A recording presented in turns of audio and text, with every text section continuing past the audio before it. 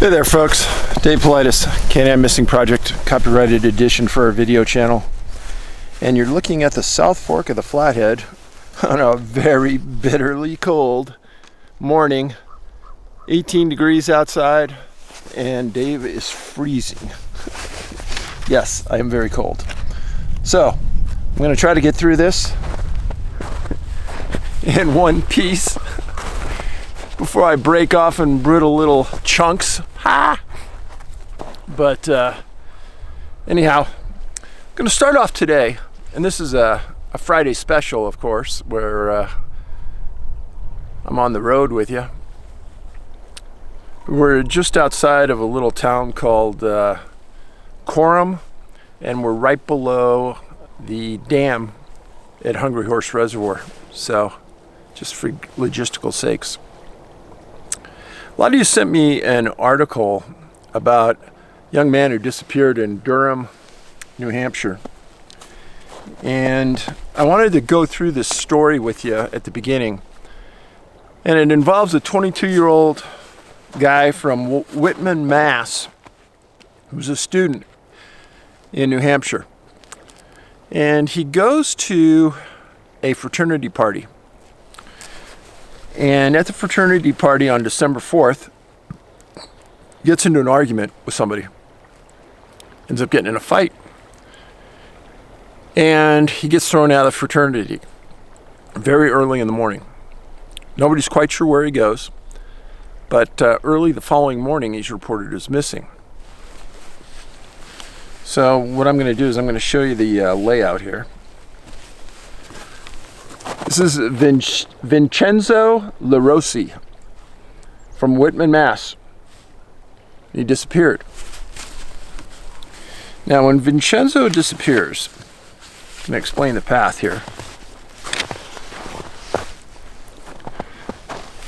So, this is the University of New Hampshire campus in Durham.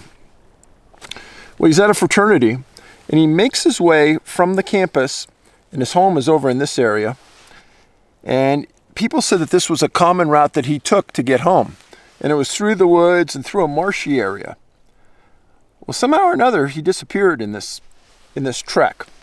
And the police knew it, and they went right on it the next morning when he got reported missing, and they started looking for him with some canines.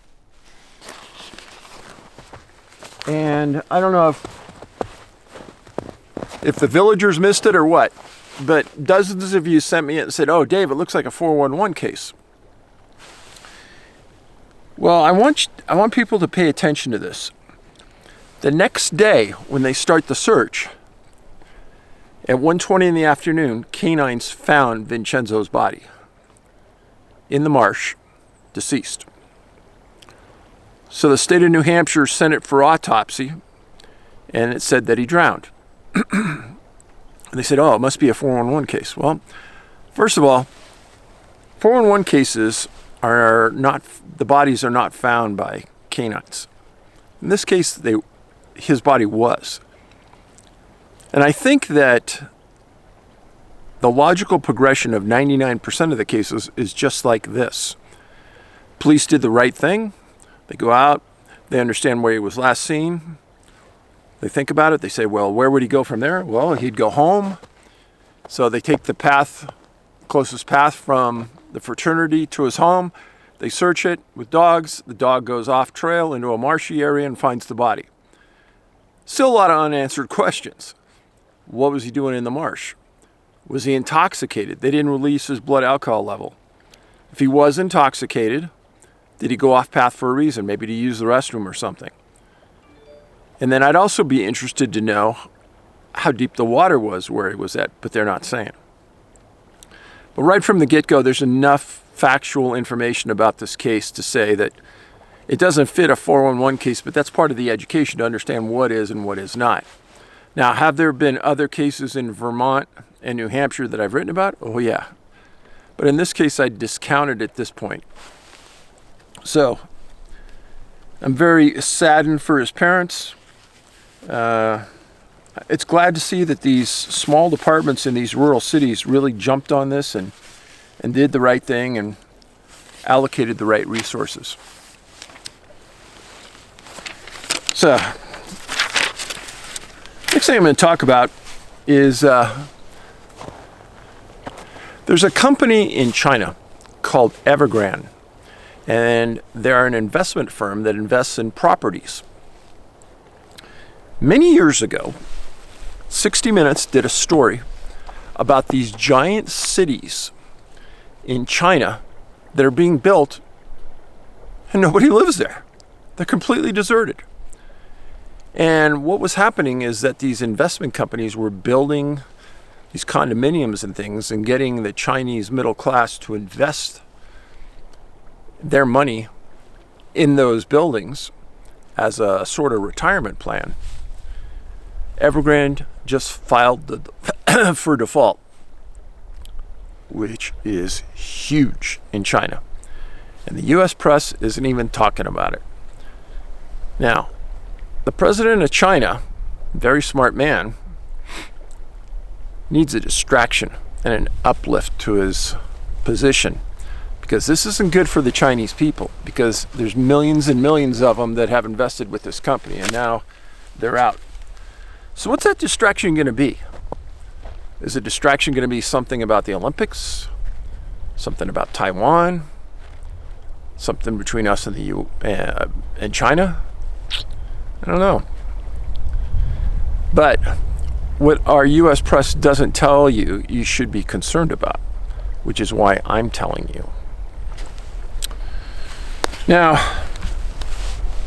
when Ben, my son, when Ben was going to college, he was getting that liberal indoctrination.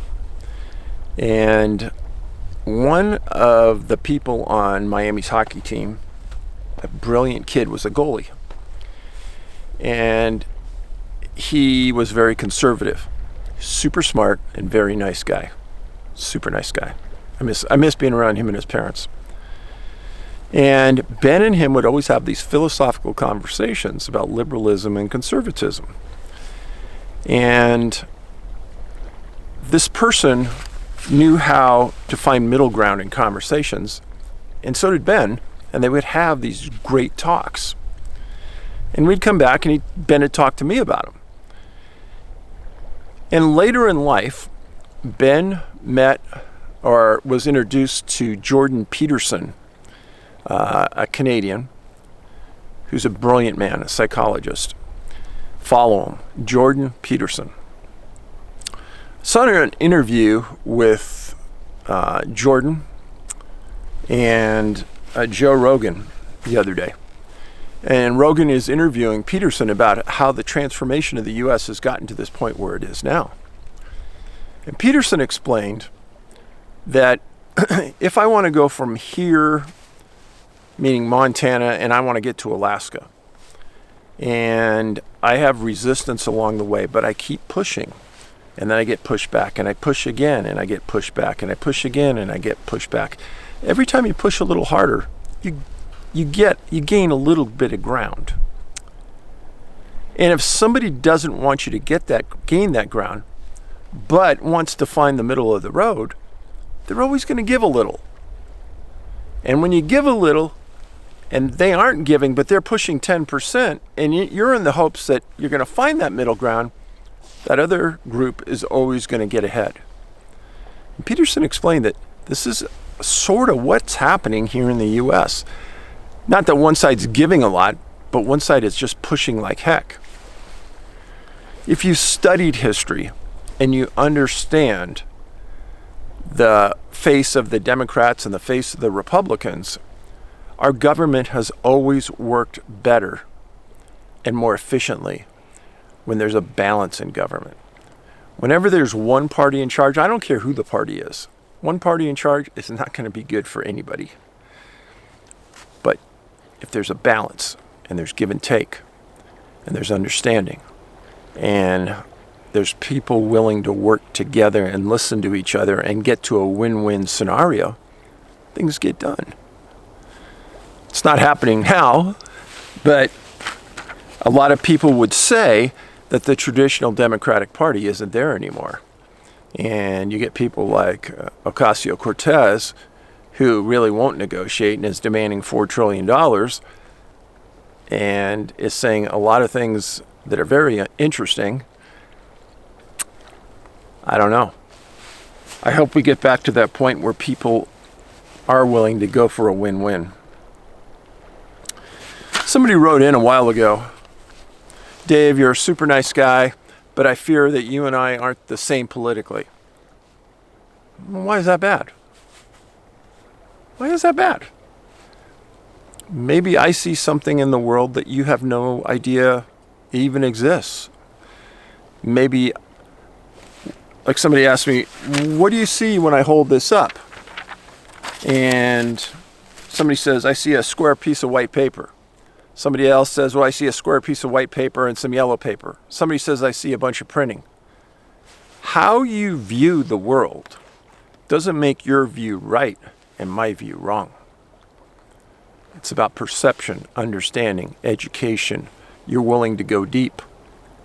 You're willing to look at history and how history has affected things. I wish people understood that. Just because two people have opposing views doesn't make them enemies. And just because we have those opposing views, don't turn me out and not listen to me, because I'm still willing to listen to you. And like I said, I've learned a lot by sitting down with people who have opposing views on different things. So just because we don't think alike doesn't mean we're bad people, and it doesn't mean that we can't get along, and it doesn't mean that I'm right and you're wrong. Think about it. Yeah, it is starting to snow, by the way. That's how cold it is. Okay, first letter. Hey, Dave, I wanted to share 2 stories with you for a couple of years now, but didn't have the guts. Huge fan of everything you do, and your videos are making my day. I'm 30 years old, and I'm a small engines master technician. I also feel like I have a lot of similarities with Ben. I played ice hockey my whole life, been to the Minnesota camp as well as the West Point hockey camp and so many others.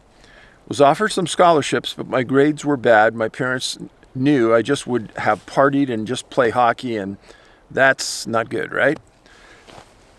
I was severely depressed in my 17 to 24 years age because I lost my best friend whose boss killed him and his coworker because he was drunk while driving, and he survived. Then I found out the girl I intended on marrying was cheating for a whole year and started to get addicted to opiates because of hockey injury. And I attempted suicide by overdose. When my father found me, I was dead for 6 minutes. They said I was in a coma for 2 weeks and my heart shrunk 35%. By the grace of God, I pulled through and have no long-term injuries from the incident, which is unbelievable. The first medic on the scene told my dad to start getting funeral services in order. I still have grief of doing what I did to my dad, but I've been sober since the accident for 6 years now. Congratulations. Keep it up. On to the story. I was 9 years old and I was walking back home from a friend's house to go to dinner, and I started walking up my driveway and I saw a pattern of the craziest lights rotating through the pine trees over a small pond in the farm field that backs up to our front yard. I couldn't see it clearly because of the pines, but it was definitely a circular disc shape that was really amazed me. After looking at it for maybe 30 seconds, the next thing I knew, I was probably 10 feet closer to the house, and it was fully dark and no sunlight at all. And my dad came running up to me, panicked, saying he was looking for me for an hour. Being around 9 years old, I didn't check the time and see how long I was gone. The other weird part is I didn't remember this encounter until I was 16 years old, and when I recalled it, I remember everything vividly from when I first saw it and seeing my dad. It still freaks me out. So those facts of losing time and loss of memory, very common to people who claim abduction. Story 2. One day, me and my best friend, who I mentioned earlier, who passed away, and his little brother were at their uncle's small farm with acres of thick woods behind where we played airsoft all the time. We just had finished the game, and all 3 of us were walking back to the house through the woods. We heard a huge crackling noise. We looked up, and these monster trees were bending and shaking, and we saw this giant, clear, static, saran wrap looking thing, which kind of looked like an invisible cloak in Harry Potter. We immediately became fear-stricken and hauled butt back to the house, screaming our lungs out. The little brother remembers it too. Both stories took place in northern Delaware, southern Pennsylvania line. After watching your Missing 41100 movie with the woman in the deer stand in Ohio, I was speechless for hours because this is exactly what we saw. This thing had to have been massive to bend those trees. I can't tell you how many times I've heard from people about seeing this exact sort of thing in the woods. What is it? I do know that our government has technology to make themselves be invisible and go stealth. Do they have the ability to shake these giant trees? I don't think so. But going stealth, yep, we have it. Next story. Hey Dave, seasonal greetings to you and your family from Nottingham, England. Hello, UK. I discovered your research when the Hunted documentary was shown about 6 months ago on a free TV channel in English. I've been watching your videos and following your tweets ever since. It's an amazing and fascinating subject which I knew nothing about. You recently said on a video that it is believed that certain people are tagged and are prone to have more paranormal and supernatural experiences than the rest of the population. You seem to be one of these people, and maybe the fact that you are researching this subject underlines that. On my part, I feel I'm one of those tagged people because I have also had more than my fair share of experiences. I've seen probably every UFO known to researchers: hockey puck, metallic discs, cigar shapes, and the famous V-shaped craft, the Phoenix Lights. And it got to the point where I stopped telling people what I had seen because people thought I was just making things up as a joke or attention seeking. Similar to the gentleman on one of your previous videos who had seen a Bigfoot on several occasions and stopped talking about it for the same reasons. I want to share an experience that I had in 2009 in Norway. I was traveling by train from Oslo to Bergen to see the fjords as part of the Scandinavian vacation with an ex-girlfriend. The train journey was supposed to be traveling through some spectacular scenery, but unfortunately, I was taken ill on the train and spent most of my time near the toilet. When we arrived in Bergen, we were met by torrential rain and we checked into the hotel ASAP. The hotel was going through some renovations, and on entering the room, I had the horrible feeling that someone or something was in the room with us.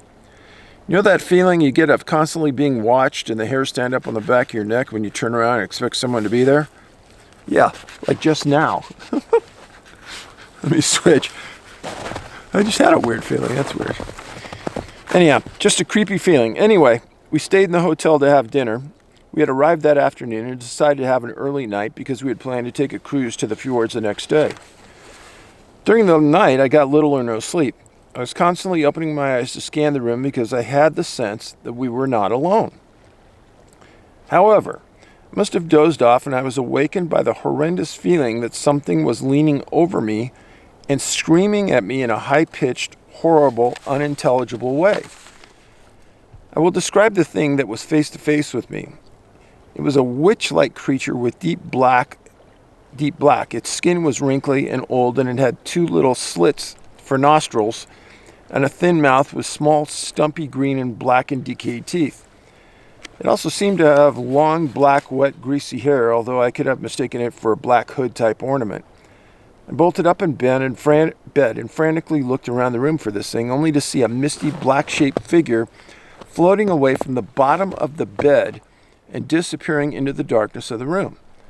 I turned to my ex-girlfriend, who was thankfully happily snoring away. I dropped back into bed, my heart beating out of my chest, still trying to make sense of what just happened. I've never spoken about this to anyone, and at first put it down to paranormal, ghost-type experience, and I had been visited by an old haggard witch who haunted that hotel and was doing her best to frighten the living daylights out of anyone who was staying there. But I recently saw a TV program about gray aliens, and the image shown was identical to the creature that was screaming at me in Norway. I now believed it was a gray rather than a witch or a ghost in that room with me at that night. In conclusion, certain aspects are similar to your research. Illness, separation on the train, a weather event, lots of water, Bergen is on the coast. I'm not sure if these have anything to do with Can-Am 411. I didn't feel that I had been abducted, but maybe that's something I would never know anyway. But if I was to be an intended victim, maybe for some reason the creature couldn't take me because I was on a busy train and was sleeping next to my girlfriend. Or maybe none of these things, and it's not linked to anywhere you're missing people. I know you never get this type of information from your cases, but this was always a contributing to the disappearance as if it was an alien entity doing it. Thank you for bringing this up. I appreciate it. Now, what I wrote as a note on this, if we are tagged, what's the purpose of being tagged? Or since we're all transponders in some way, are we transponding some sort of message to the outside that, hey, we're okay to appear in front of, or we are approved for seeing things that others can't? I don't know. Or are we susceptible because of our composition? Is there something about, I don't know, the density of our body, the way our mind thinks? I have no idea, but some notes I put down about this. The other thing about waking up in bed and your partner sleeping away. Many people, who have been abducted have said that they've pushed, they've prodded to try to get their spouse or their partner awake, and they won't wake up. It's like they've been given some kind of drug and they just, whatever you do to them, they're asleep. Next letter. Good morning, Dave. You seek the truth as I do. I work for the government as you did. I was an electrical worker and you were in law enforcement. We both worked together probably many times. If you didn't pay your electricity bill and you're in a bad neighborhood, we had to escort from law enforcement to get our job done. I'm semi-retired now, living in Southern Oregon, enjoying the country life. I follow you because you seek the truth as I do, unvarnished, pure, and true. For better or for worse, we seek the truth. There are many unanswered questions we have. Many. Your disclosure of the truth is what draws me to you. Your character, integrity, and honesty, and the currency which is most valuable and important today. There are many mysteries that confound us. Your pursuit of the truth is what draws us to you. Keep it up. I will watch with bated breath your discoveries. Keep scratching the surface for new discoveries, new mysteries, new horizons that will be discovered. Thank you for everything you do, sir, and keep up the great work. Thank you. I appreciate those kind words. Next letter. Hey, Dave, I hope this reaches you. I'm not sure your email, and just picked this one from your site. My husband bought some books last year, and we were both loving watching and well-presented videos and love the scenery when you go to various creeks and locations. We are English, and it is hard to comprehend the vastness of the wilderness in the U.S. It is vast. Heck, Americans don't even understand that sometimes. I've been meaning to write for months just to say how sorry we are for your loss. It must be so hard to have lost Ben, and it can only hope it will be easier as time goes by. We cannot begin to understand the heartache that you have been through. We are Catholics and have a prayer for everything.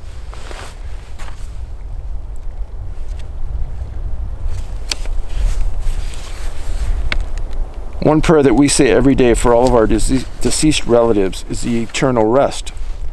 I've been saying this prayer for Ben also. I believe that we start on a new journey when we die. That we need help just like we do when we start a new life on earth.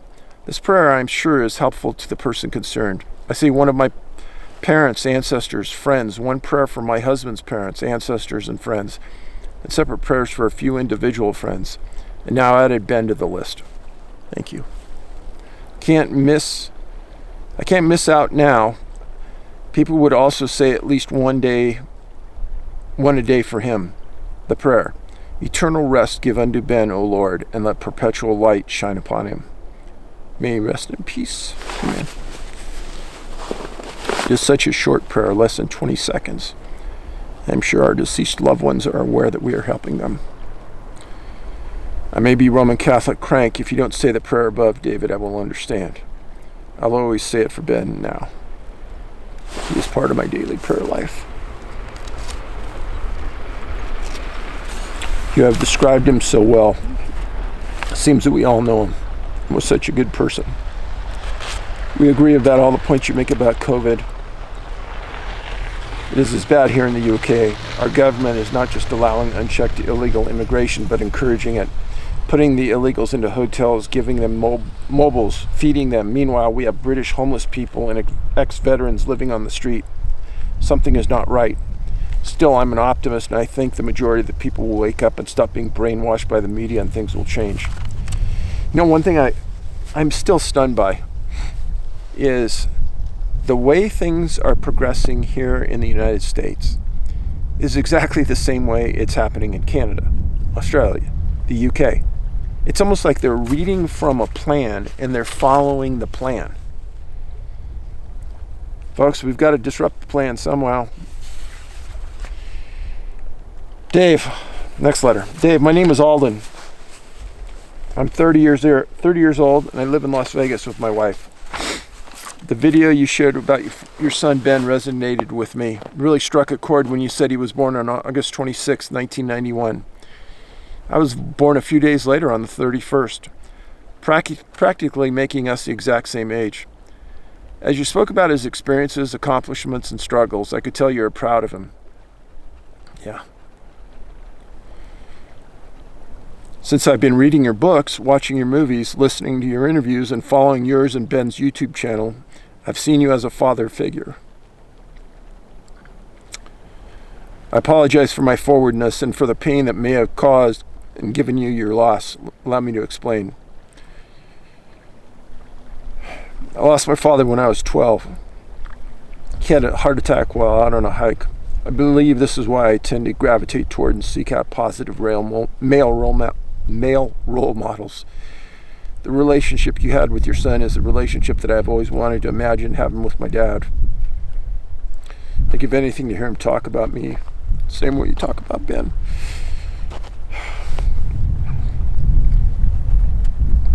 Thank you for sharing. I need to hear it more than once.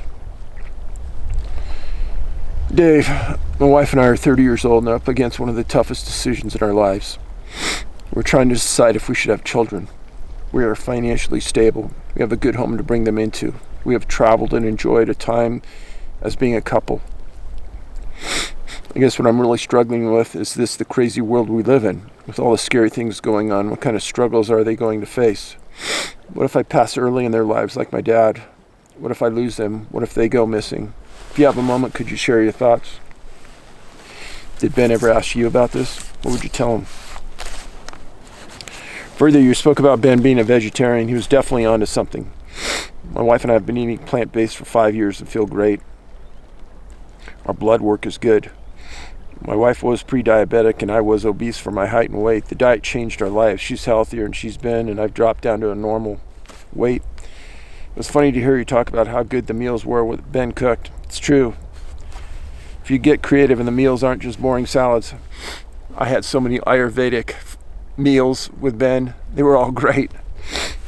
Anyway, the chemicals and the animal products that are being put into food are killing us, making our children obese and altering our minds. At the end of the email, I'll include the titles of a few books for you.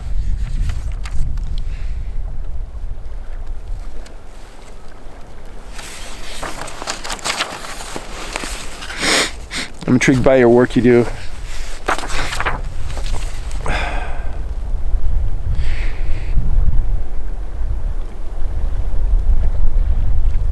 Thanks again for your work. Your messages are reaching out and the village is growing. Please continue to discuss mental health and well-being. It's definitely not a fully understood subject. Hang in there. The issue about kids.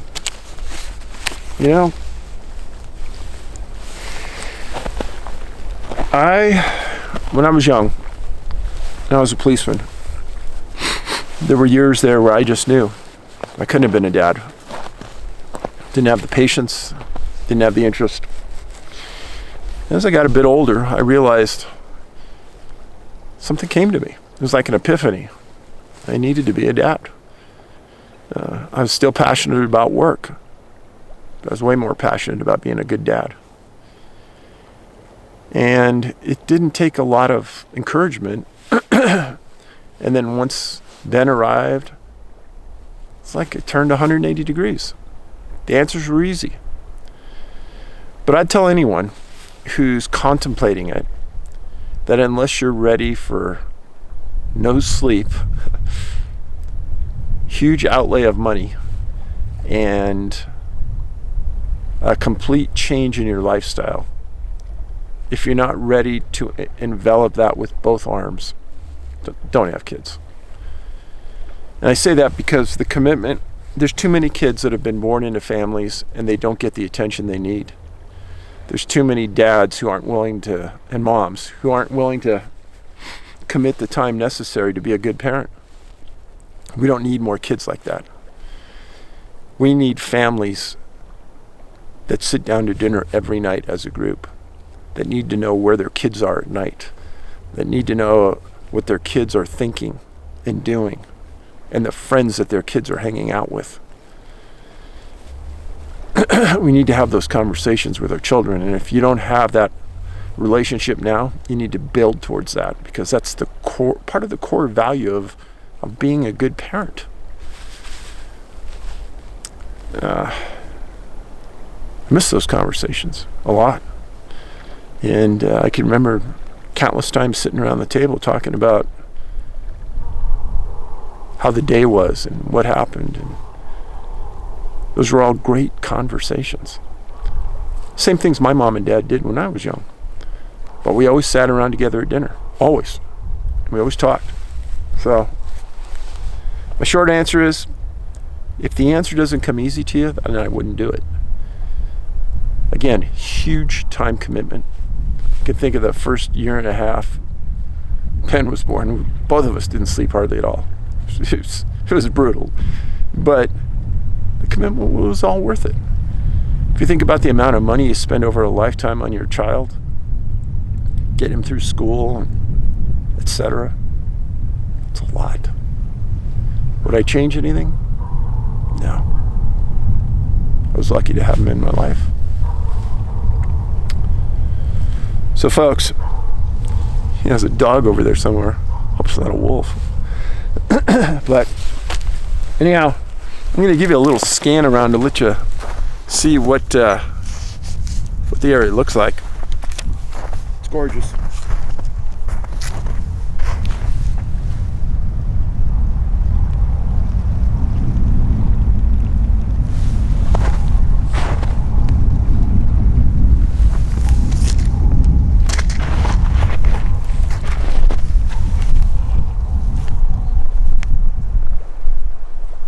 The mountain up there. It's snowing hard up there right now. And then the river. Well, my toes are numb, my hands are freezing, my nose is ready to fall off. So I think I probably should go. Hope you guys have a great week. We'll see you soon. Paulides out.